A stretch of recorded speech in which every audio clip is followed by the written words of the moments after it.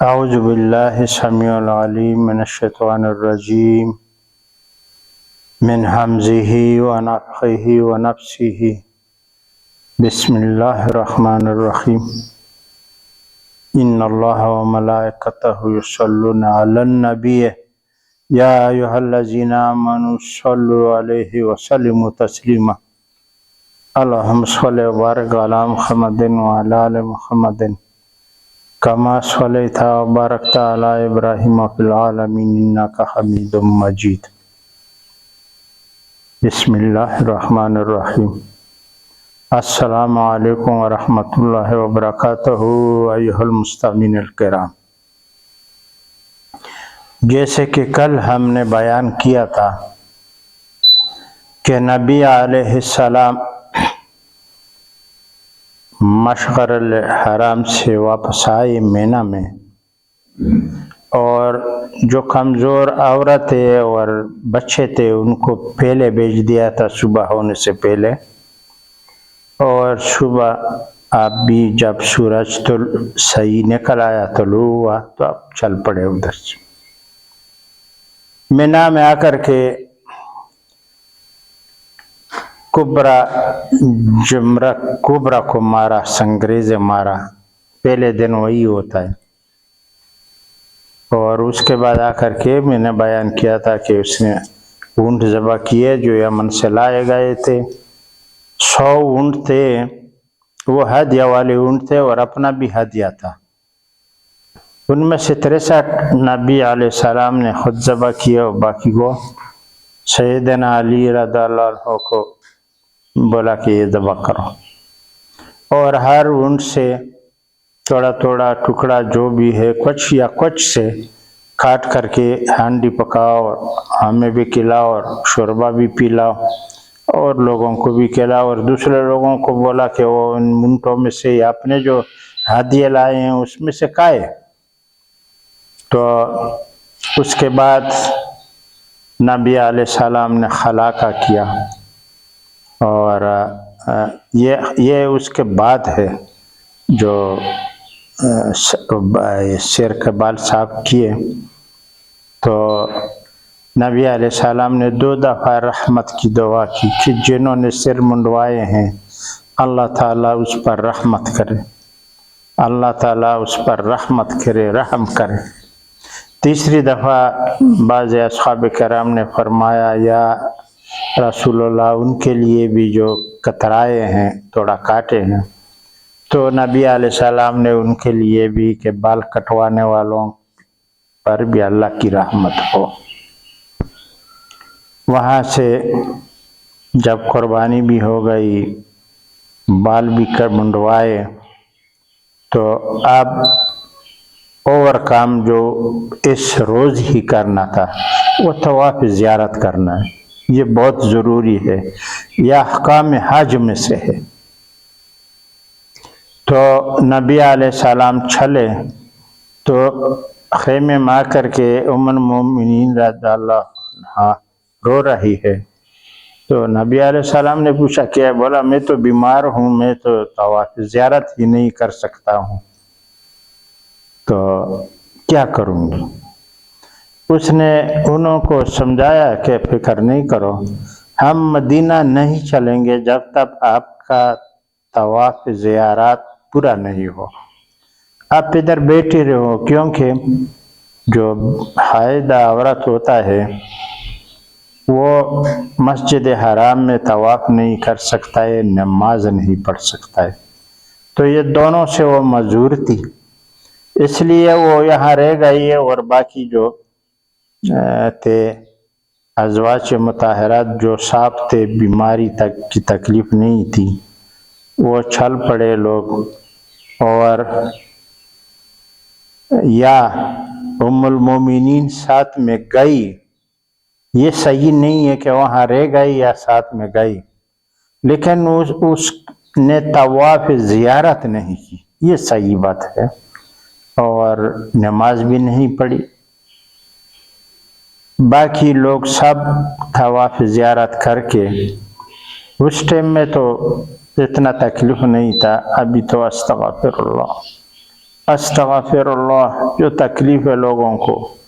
और इस दिन तवाफ़ ज़ियारत में आने जाने के दिन में जो मरते हैं लोग अफरा तफरी से या गर्मी के शिद्दत से या बारिश हो जाती है, बहरहाल हादसे आते हैं जिसमें बहुत सारे हाजी लोग शहीद हो जाते हैं, और उनके लिए तो फ़ायदा ही है। इस दारुल फ़ानी से तो हमें जाना ही है, तो बहुत बड़े फजीलत है। पहले जो जहाद में शहीद हुए उसका तो जवाब ही नहीं है, फिर ये हज में जो फौत हो जाए तो ये भी शहीदगी का एक किस्म मौत है, तो ये भी बड़ी अजर वाला है, लोग मांगते हैं अपने लिए। नबी अलैहिस्सलाम ने तवाफ़ ज़ियारत ये ज़रूरी है हज में करना। ये हज के 5 जो दिन है अहकाम है, वो तवाफ़ ज़ियारत भी उसी में से है। अगर आपने तवाफ़ ज़ियारत नहीं किया और ऐसे चले आए या छोड़ करके कुछ, तो आपका हज पूरा नहीं है, सही नहीं है। अहकाम उनमें से कम है। जैसे कि अराफात में अगर बंदा नहीं पहुंचे तो उनका हज नहीं होता है, वो तो बिल्कुल रेड क्रॉस होता है उस पर। बाकी दोनों में आप जाओ, अराफात में चढ़ो उतरो, 10 दफा चढ़ो उतरो, कोई कुछ नहीं है। लेकिन नावे ज़िल हाजा में आपको वहाँ जाना, जब आप चले गए तो आपका पूरा हज हो जाता है। तो बात यहाँ तक है, नबी अलैहिस्सलाम आकर के सब असहाब किराम ने तवाफ़ ज़ियारत की और नमाज़ें पढ़े वहाँ, और यहाँ से वापस रुखसत हुए मिना को।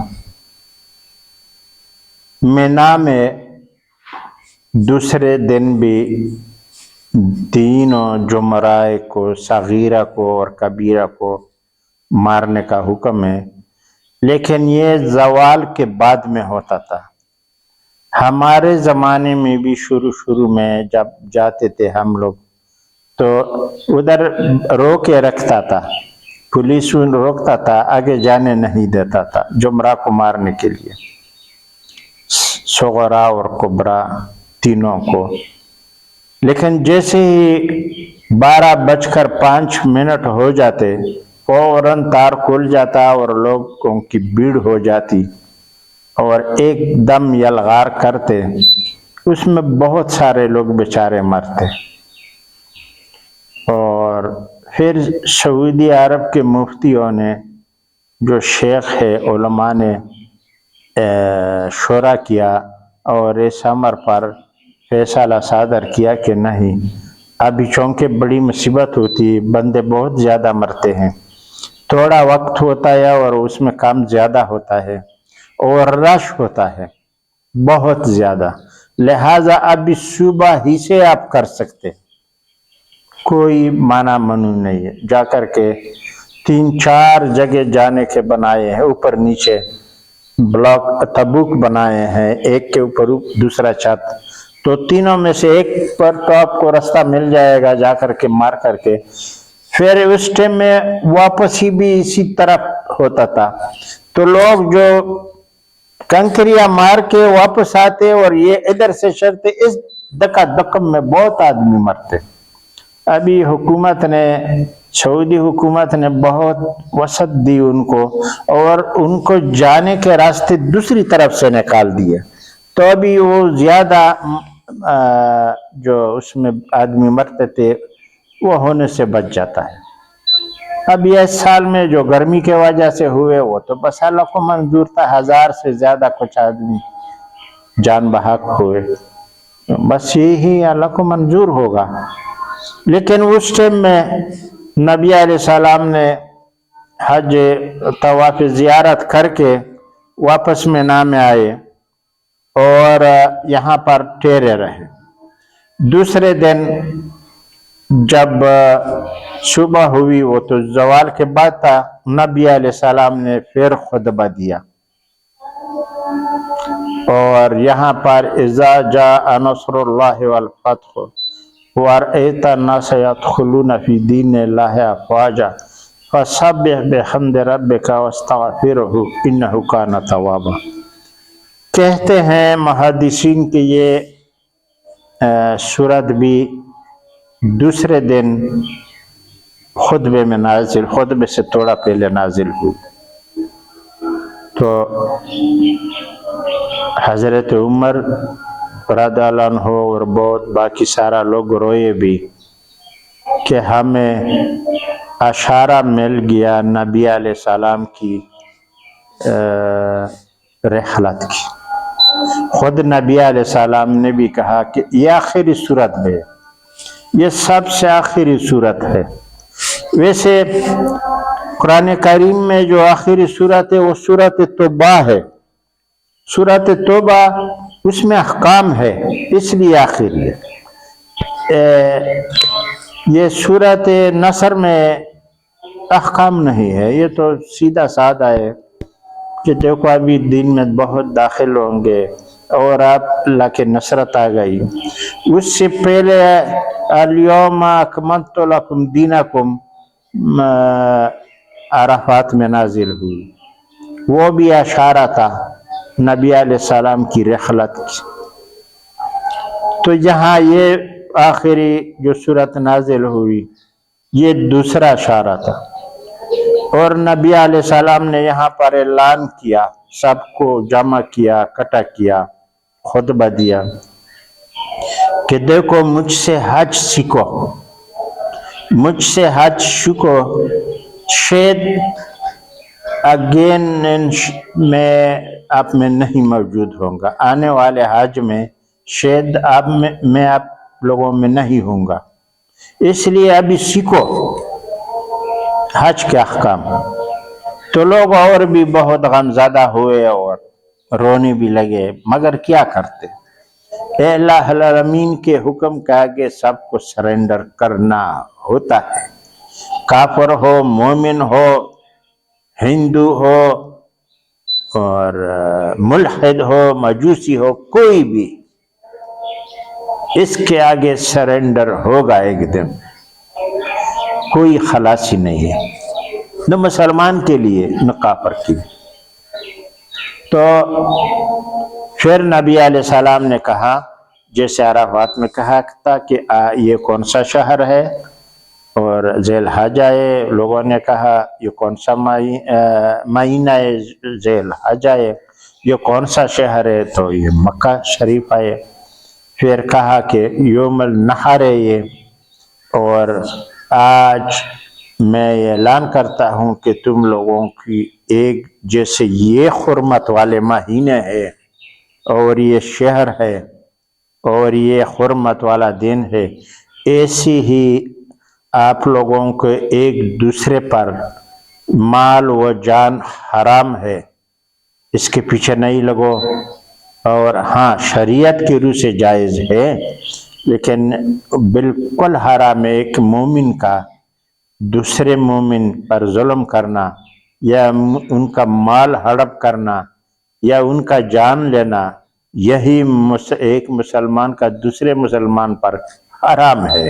یہ خطبہ بھی سنایا، پھر بھی وہیں عرفات والے خطبے کے حساب سے عورتوں کے بارے میں سمجھایا کہ تم لوگوں نے اللہ کی وعدے سے یہ اپنے لیے حلال کیے ہیں، یہ تمہارے قبضے میں نہیں آتے تھے، نہ تم کو ملنے والے تھے، لیکن شرعی طریقے سے اپنے ان کو بیوی بنایا، اپنے ان کو اللہ کی کچھ کلموں کی وجہ سے اپنے لیے حلال کیا اور اس سے خدمت لیتے ہو، تو اس کے بارے میں بہت وعید کی کہ اس کا بہت خیال رکھو، اس پر ظلم نہیں کرو، اس کو مارو پیٹو نہیں، اس سے ناراض نہیں ہونا ہے، یہ ضرور کہا، کیونکہ جب خاوند بیوی سے ناراض ہوگا تو آپس میں جو تعلقات ہوتا ہے، محبت کی خاص رشتہ ہے جس کی وجہ سے یہ بندھے ہوئے تھے، وہ منقطع ہوتا ہے۔ سب سے بڑا یہ تکلیف ہے۔ تو ان کے بارے میں نبی علیہ السلام نے بہت تاکید کی، ایک دوسرے کا جان و مال حرام جاننا اور نہیں کھانا، ایک دوسرے پر ظلم نہیں کرنا اور ایک دوسرے کا احترام کرنا، معاشرتی نظام کو قائم کرنا، دین اسلام پھیلانا، اور عورتوں کے بارے میں، کیونکہ کہتے ہیں کہ یہ چھوٹے شیطان جب پھیل جاتا ہے تو ان کو مختلف ڈیوٹیاں دیتے ہیں۔ بڑا شیطان سوال و جواب جب کرتے ہیں اس سے، ابلیس لعنتی، یہ نالتی جن پر اللہ کی طرف سے بھی نالت ہے، فرشتوں کی طرف سے بھی اور ناس کی طرف سے، سب طرف سے، یہ ایک ایک سے پوچھتا ہے کہ اپنا کارکردگی دیکھو۔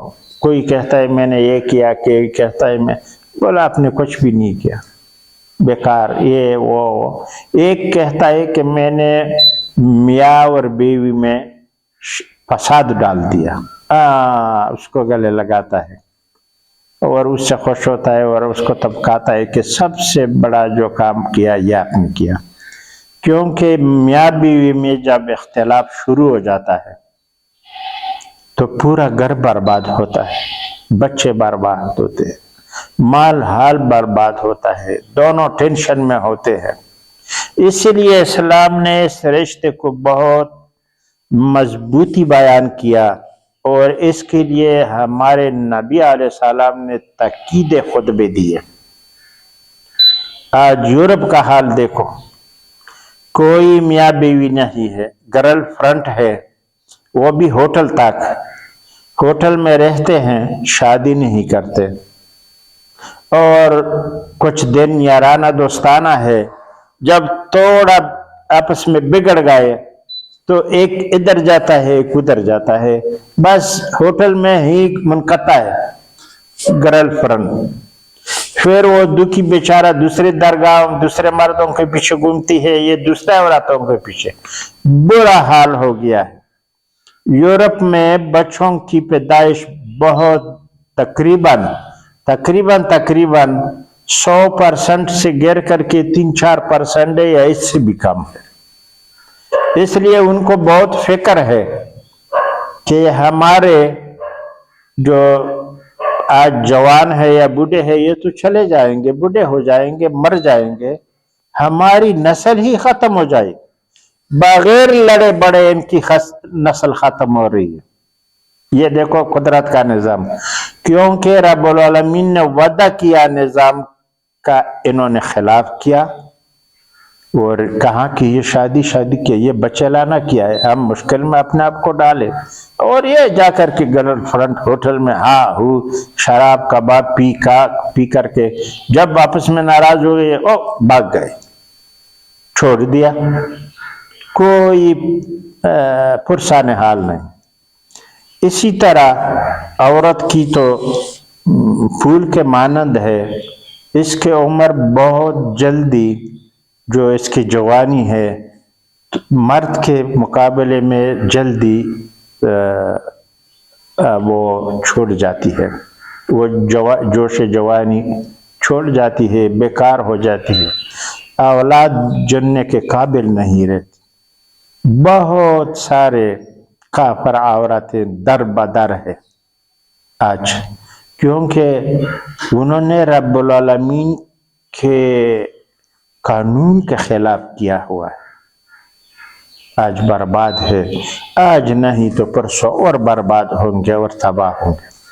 تو اسلام نے بڑا، جیسے کہ شیطان بولتا ہے کہ تم نے اچھا کام کیا، میاں بیوی کے بیچ میں جو تعلقات رکھے رب العالمین نے وعدہ کیے ہیں، ہمارے نبی علیہ السلام نے ہمیں بتائے ہیں، کیا بہترین قانون ہے۔ بیوی آپ کا خدمت کرتی ہے، آپ کماتے ہیں لاتے ہیں، گھرانہ آباد ہے، بچے ہو جاتے ہیں، پوتے پوتیاں ہو جاتے ہیں، نواسے ہو جاتے ہیں، یہ سلسلہ معاشراتی چلتا رہتا ہے۔ لیکن اب ان میں کمزوری، یورپ کا سایہ ادھر بھی مسلمانوں پر بھی شروع ہونے والا ہے یا آیا ہے، اور یہ بہت فکر مندی اور غلط بات ہے۔ تو نبی علیہ السلام نے وہاں پر بھی خطبہ دیا دوسرے دن بھی، اور پھر اس کے بعد سنگریزے مارے، سب لوگوں نے یہی کیا۔ پھر تیسرے دن بھی یہی کام کیا۔ ہاں، قرآن میں ہے کہ اگر جو لوگ 2 دن میں حج مینا سے روانہ ہو جاتے ہیں تو ان پر بھی کوئی حرج نہیں ہے، اور کوئی تیسرے دن تک رک جاتے ہیں تو ان کے لیے بھی خیر ہے۔ تو نبی علیہ السلام نے دن پورے کیے۔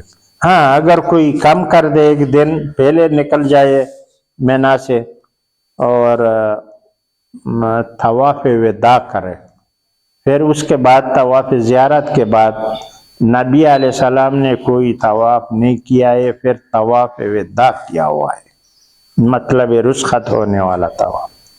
تو سب مسلمان ایسا ہی بھی کرتے ہیں۔ آج بھی جو حاجی جاتے ہیں وہ آخر رخصت ہوتے ہوئے جا کر کے طواف کرتا رہتا ہے، یا رات کو ہی کرتا ہے یا صبح بھی، تو رش بہت زیادہ ہوتا ہے تو طواف کی ہونا بھی، ابھی تو اب اوپر آپ طواف کریں گے 1.5 گھنٹہ 2 گھنٹے لگتا ہے طواف میں۔ کمزور آدمی جب تک ساتھ میں آدمی نہیں ہو، چائر نہ ہو جس پہ چیئر میں وہ رنگتا جائے، وہ لے کر آدمی چلاتا جائے، تو بہت لمبا ہے طواف، مگر پھر بھی طواف ہو جاتا ہے، پھر لوگ رخصت ہو جاتے ہیں۔ تو نبی علیہ السلام تیسرے دن مینا سے اور پورا اسلامی جتنے حاجی لوگ تھے حج کے احکام پورا کر کے طواف زیارت پہلا کیا ہوا تھا، نحر بھی کیے ہوئے تھے، حلال بھی ہو گئے تھے، مکہ میں نبی علیہ السلام میں 2 دن ٹھہرے۔ وہ اس لیے کہ ام المومنین کا طواف زیارت پورا نہیں ہوا تھا، تو اس کے لیے انہوں نے تھوڑا وقوف کیا مکہ میں۔ اور جب ام المومنین پاک صاف ہوئی اتنے دنوں میں، تو نبی علیہ السلام نے ان کو کہا کہ ابھی آپ جا کر کے نماز بھی پڑھ کے آؤ، طواف زیارت بھی کرو، اور وہی جو عام حاجیوں کو کرنے پڑتے ہیں وہ بھی کر دیے۔ پھر نبی علیہ السلام نے اور جتنے ان کے ساتھ اصحابہ کرام تھے، یہ حج کی سیزن مکمل ہوئی، اور یوں نبی علیہ السلام پھر ام المومنین کی طواف زیارت پورا کرنے کے بعد واپسی کا ارادہ کیا۔ تو جب مکہ شریف میں پہلی دفعہ داخل ہوئے تھے تو مغرب کی طرف سے داخل ہوئے تھے، مغرب کی سائیڈ سے نبی علیہ السلام حرم میں داخل ہوئے تھے، اور جب جانے لگے تو مشرقی سمت سے نکلنے لگے، اور پورا صحابہ کرام بھی ان کے ساتھ جانے لگے، اور جس نے ادھر رہنا تھا تھوڑا کسی کام کے لیے یا کچھ آدمی سے بات چیت کرنے کے لیے وہ رک گئے۔ بہرحال جتنے تھے وہ تقریباً ہی واپسی انہوں نے اختیار کی، اور یوں حجۃ الوداع مکمل ہو گیا۔ طواف وداع ہونے کے بعد اور پھر اپنے اپنے علاقوں کے لوگ نکل جاتے ہیں، ابھی بھی یہ حال ہے۔ اب نبی علیہ السلام اور بمائے پورے اصحاب کرام کی مشرق کی جانب سے نکل گئے، اور یوں حج مکمل ہوا۔ اور جاتے جاتے ایک بات یہ ہوئی کہ علی رضی اللہ عنہ جب یمن سے آئے مکہ میں آئے، اس وقت نبی علیہ السلام مکہ شریف میں ذی الحجہ کے لیے پہنچ گئے تھے حج کے لیے۔ تو یہ میں نے پہلے کہا کہ ساتھ میں اونٹ بھی لائے اور ذبح بھی کیے وغیرہ وغیرہ، انہوں نے بھی حج کیا۔ لیکن یمن سے جو بندے آئے تھے سیدنا علی کے ساتھ، کیونکہ یہ وہاں پر گورنر تھے یمن میں، حج الوداع کے ٹائم میں جب علی رضی اللہ عنہ وہاں سے نکلے حج کے لیے، تو ان کے ساتھ بہت اور آدمی بھی نکلے یمن سے۔ اب جب یہاں آ گئے اور حج پورا ہو گیا اور جانے لگے، تو ان میں سے بہت ساروں نے یہ شکایت کی علی کے بارے میں، سیدنا علی کے بارے میں شکایت کی کہ انہوں نے ہمارے ساتھ ظلم کیا ہے، زیادتی کی ہے وغیرہ وغیرہ، اور یوں کچھ بہت سارے آدمی جمع ہو گئے، بات بڑھ گئی۔ تو نبی علیہ السلام نے جب یہ سنا تو اس کا چہرہ متغیر ہو گیا۔ تو راستے میں جب اس بات پر گفتگو ہوئی، نبی علیہ السلام نے پھر یہ مکہ اور مدینے کے بیچ میں واپسی سے جس جگہ کا نام جوفا ہے، جوفا کے قریب مکہ اور مدینے کے درمیان میں ایک جگہ پر خطبہ دیا، جیسے غدیر خم کہتے ہیں۔ یہاں خطبہ دیا اور خطبے میں انہوں نے یہ کہا کہ لوگوں سب جمع ہو جاؤ، میں تم میں دو چیزیں بھی چھوڑ رہا ہوں، شاید آئندہ نہیں ہوں گا۔ ایک یہ کہ کتاب اللہ کو مضبوط پکڑو، کبھی گمراہ نہیں ہوگے، بس۔ دوسرا یہ کہ میرے اہل بیت، میرے ازواج مطہرات آپ میں رہیں گے، ان کا خیال کرنے کا ہے۔ یہ جو انہوں نے زید بن ارقم نے حدیث بیان کی، اور یہ مرزائی جیلم والا جب بیان کرتے ہیں، کتمان کرتے ہیں، زبان کو غلط ہلاتے ہیں، وہ صحیح نہیں ہے۔ انہوں نے یہ کہ اہل بیت گھر والا ہی ہوتا ہے، میں پہلے بھی بیان کیا ہوں، اور ساتھ میں اہل بیت کے ازواج مطہرات کا بھی نام لیا ہوا ہے، جو آپ کے مائیں ہیں، ایسا کہا ہے تفسیر میں یہ ہے کہ میرے بیویاں جو آپ کے مائیں ہیں، ان کا بھی خیال رکھنا ہے۔ اور دوسرا جو کتاب اللہ، تو یہاں پر کچھ شیعہ حضرات نے اور کوفے کے خرافاتوں نے اور مرزائی جیسے لوگوں نے بڑھ چڑھ کے زبان کو ٹیڑے پیڑے کر کے خرافات درے ہیں۔ یہاں پر اتنی بات تھی، کیونکہ یہاں تفسیر میں لکھا ہے کہ یہ بہت سارے حدیث اس میں ضعیف بھی ہے جو لوگوں نے بیان کیے، اور خاص کر کے جو شیعہ علماء نے گڑے ہیں، بولتا ہے وہ زیادہ ضعیف ہے۔ بات یہ تھی کہ اس نے تقریر خطبہ میں یہ کہا کہ دیکھو میرے بعد کافر نہیں ہونا، یہ بات تو انہوں نے بہت دفعہ کہی، آپس میں ایک دوسرے کا قتال نہیں کرنا ہے۔ پھر دوسرا ایک کہ تیسرا کہ کتاب اللہ کو اگر آپ مضبوط پکڑو گے تو آپ گمراہ نہیں ہوگے۔ چوتھا یہ کہ میں اپنی بیوی آپ میں چھوڑ رہا ہوں، میرے اہل بیت ان کا خیال بھی رکھو، کیونکہ عورت ہی ہوتا ہے۔ جب یہاں حکومت ہوگی، لشکر ہوگی، لشکر اسلام کا پورا، تو ان کو خرچہ دینے کے لیے تو خلیفہ وقت کو وہ ان کا فرض بنتا ہے۔ تو ان کے بارے میں بتایا کہ میرے اہل بیت کے بارے میں اللہ سے ڈرو اور اس کا خیال رکھو۔ تیسرا جو بات کہا دیکھو اس طرح ہے، سیدنا علی کا ہاتھ پکڑ کر کے اٹھایا اور کہا کہ لوگوں، تم لوگوں نے جو اس کے خلاف شکایت لگائی ہے، میں سوچ رہا ہوں کہ علی، ایسا ہے کلام انہوں نے ایسا کیا ہوا ہے کہ علی رب العالمین سے ڈرنے والوں میں زیادہ ڈرنے والے ہیں، اور شاید اس سے کوئی ظلم اور زیادتی نہیں ہوئی ہوگی، کیونکہ جو بندہ اللہ سے ڈرتا ہے وہ ظلم و زیادتی نہیں کرتا ہے۔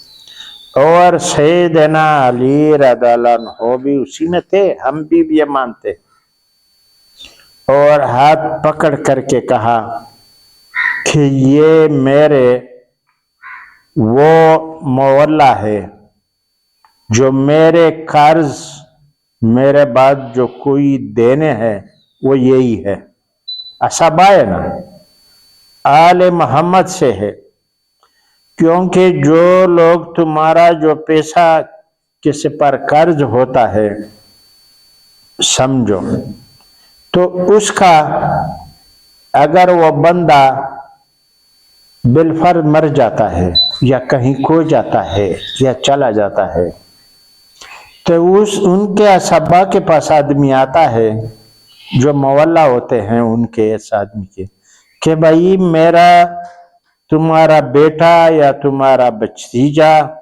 یا آپ کا یہ لڑکا جو چاچے کا لڑکا، ہمارا کچھ پیسہ ہے ان پر، یہ ہمیں دے دو۔ تقاضا کرتے ہیں کہ نہیں کرتے؟ یہ کرتے ہیں۔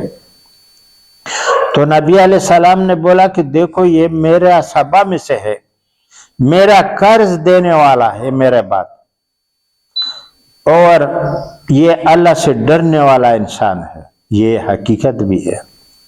اور تم لوگ جو اس کی شکایت کر رہے ہو تو مجھے ناراض کر رہے ہو، مجھے ناراض کر رہے ہو، لہذا یہ نہیں کرو۔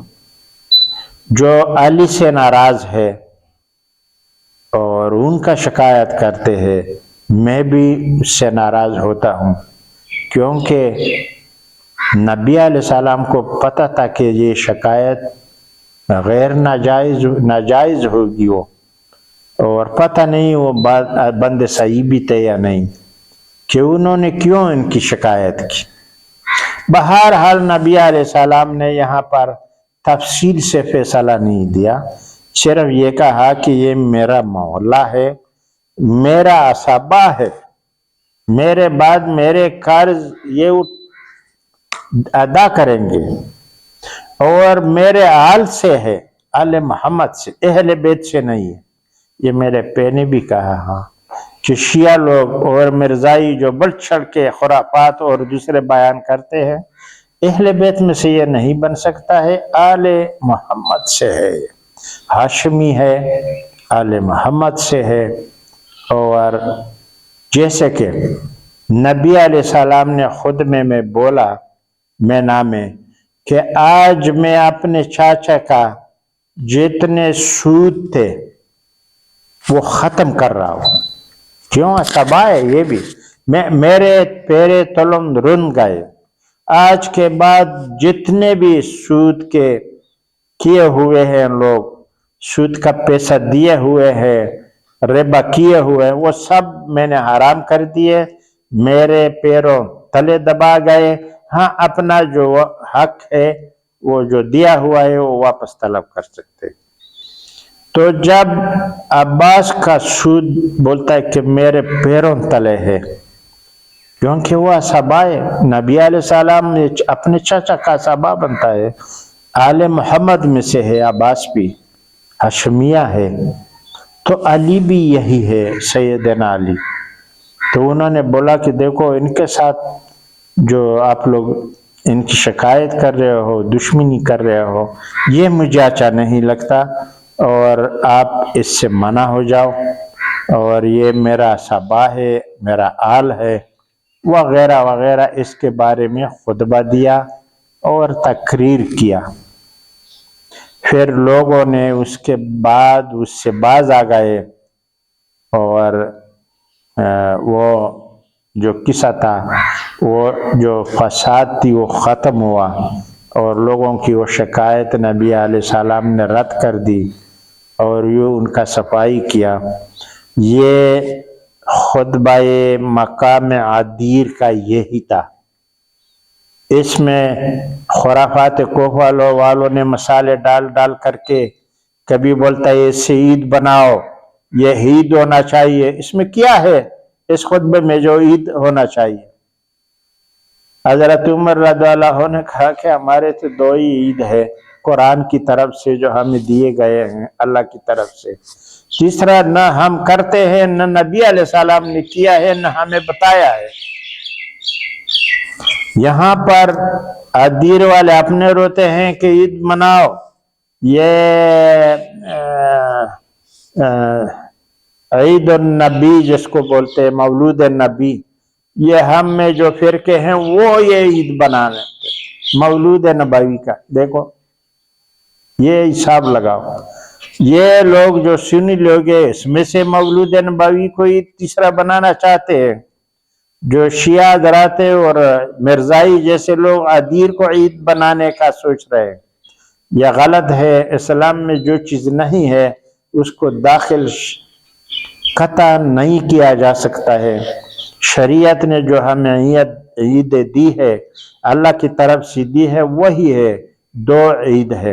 حالانکہ یہودیوں نے بھی کہا حضرت عمر سے کہ یہ آیات جو الیوم اکملت لکم دینکم نازل ہوئی تو یہ آپ کے لیے عید ہونا چاہیے۔